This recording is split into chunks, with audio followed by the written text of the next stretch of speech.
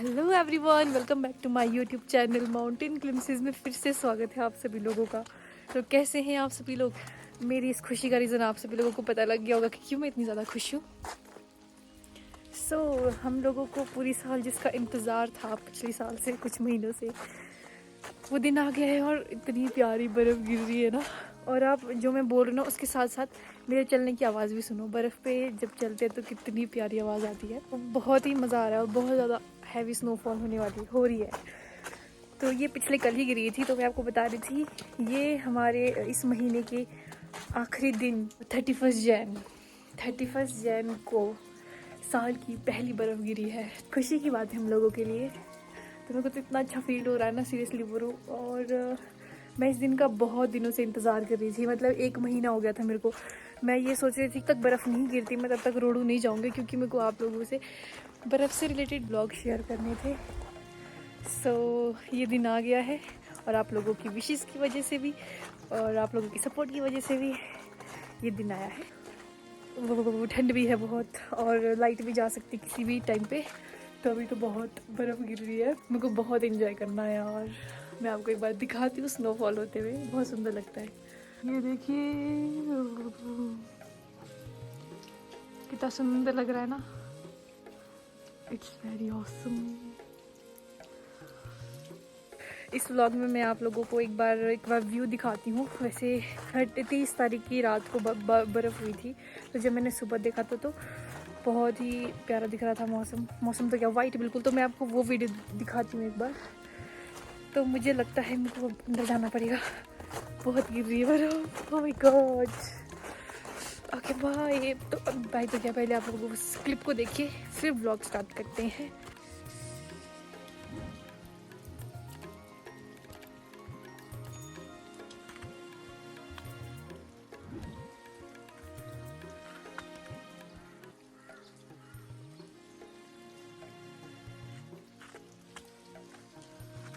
तो आप लोग देख सकते हो आजकल आज बर्फ में कितना सुंदर लग रहा है सब। तो दोस्तों बर्फ़ से मुझे याद है, मुझे ना अपने बचपन की कुछ बातें शेयर करनी है आपसे। जब बर्फ़ लगती थी ना, फिर हम जैसे बर्फ़ आती है ना ऊपर से, तो एक ही बर्फ़ को देखते हैं नीचे जब तक नीचे नहीं आती थी ना। और इतना मज़ा आता था ना सीरियसली। और कई बार तो मैं ऐसे उल्टे होके भी देखते हैं। हाँ वटा बर्फ़ यार, आपको दिखेगी नहीं, मैं दिखाती हूँ आपको 1 मिनट।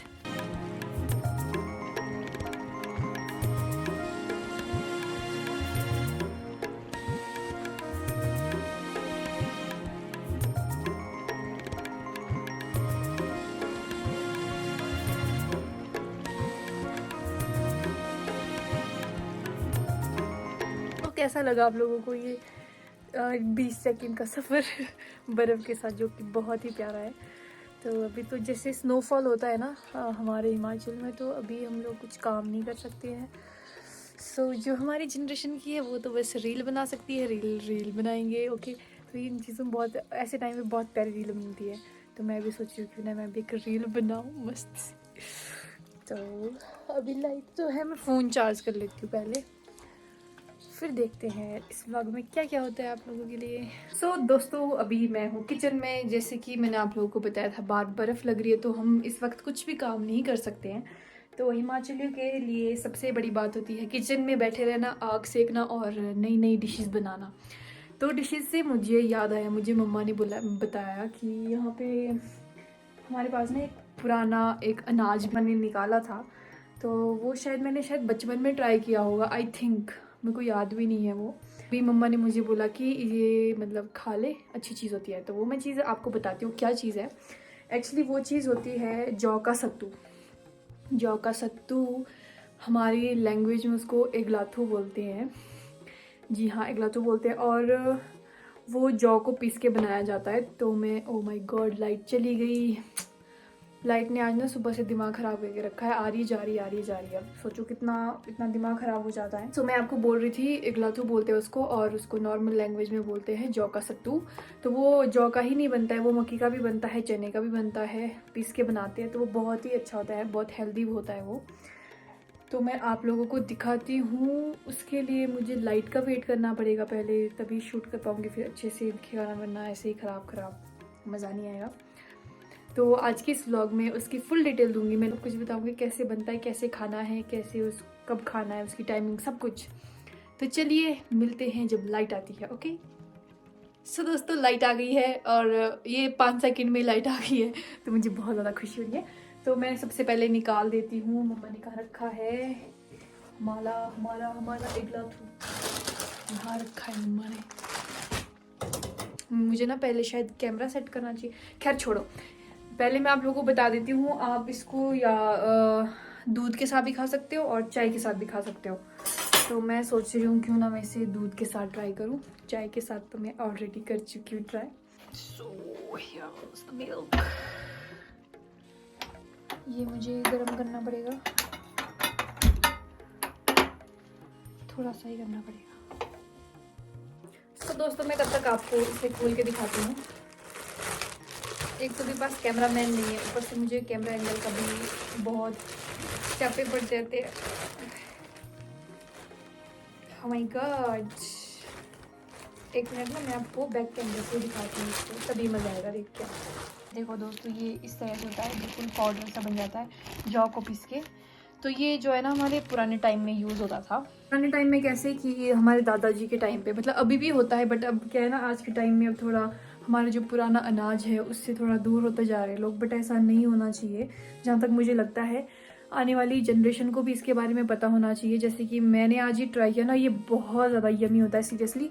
दादू वगैरह थे ना उस टाइम, मेरे को याद है मैंने एक चीज़ ट्राई की थी, उसको कोदा बोलते हैं, कोदा, वो मैंने ट्राई किया था, वो बहुत यमी होता है और वो मेरा फेवरेट था एक टाइम पे बहुत ज़्यादा। तो अब मैं तो उसका टेस्ट ही भूल चुकी हूँ। आई वही बात है ना, फिर न्यू जनरेशन के साथ साथ फिर बहुत कुछ चेंजेस आ जाते हैं। तो ये बातें हैं दोस्तों। तो चलिए अब मैं आप लोगों को दिखाती हूँ इसको कैसे खाती है, मतलब कैसे इसको बनाते हैं खाने के लिए। सो दोस्तों, मैंने अभी इसमें दूध लिया है, तो इसको हमारे मतलब इसको खाना कैसे है, इसे आप जितना खाना चाहोगे, ठीक है।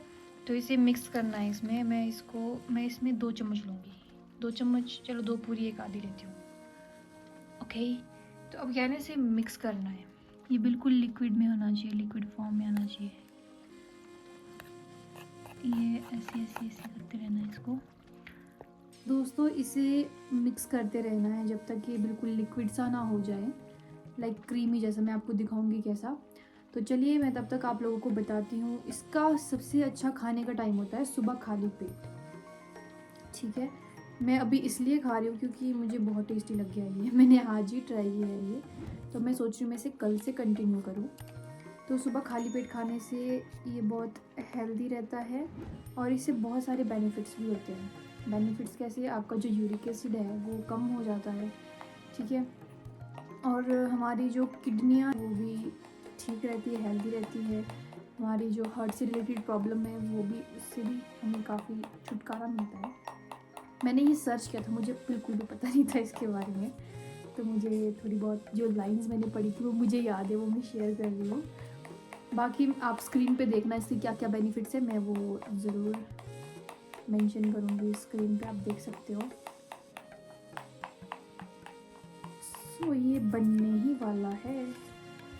तो आजकल क्या होता है ना, जैसे बर्फ़ का टाइम है, ये स्नोफॉल होता है, तो हमारे पास कुछ काम नहीं होता है, हम कुछ काम नहीं कर सकते सिवाय गाय की सेवा के। जैसे गाय को घास पानी वो तो रेगुलर का चला ही है, तो बाकी हम लोग आग के पास बैठे होते हैं और लाइट के तो वही ड्रामे हैं रोज़ की, आती है जाती है।